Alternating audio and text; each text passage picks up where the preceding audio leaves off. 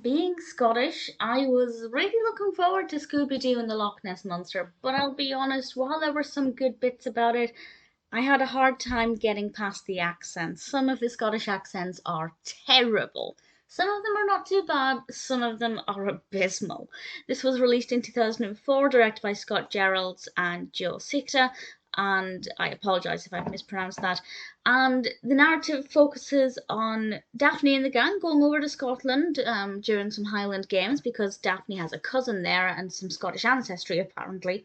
And while they're there, of course, they encounter the mystery of the Loch Ness Monster. And I won't say whether or not they uncover the Loch Ness Monster, or if the Loch Ness Monster is real, or if it's somebody pretending to be the Loch Ness Monster, but I will say the narrative itself developed quite well. It was pretty engaging, it was very atmospheric. I think it worked quite well. We also have some great music and some great kind of traditional Highland costumes, but the accents were definitely a real problem for me, and not in the sense that I was offended by the accents. I don't care about that, but some of them were just really terrible, and it meant that every time certain characters spoke, it was just really unpleasant, and that's something that's worth bearing in mind. But everything else about it worked okay. The narrative was interesting.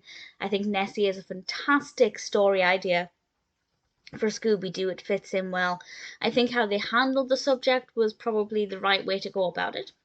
And as I said, it was quite atmospheric. So it's not bad. In fact, there's nothing about it that's bad beyond the accents. It's not too bad at all. But they really did ruin it. Again, some were better than others though. So would I recommend it? Well, yes. If you have an interest in Loch Ness or well, anything Scottish, I guess, but it's definitely not the most pleasant viewing or listening experience. Not a bad film, but there are certain things that could have been better.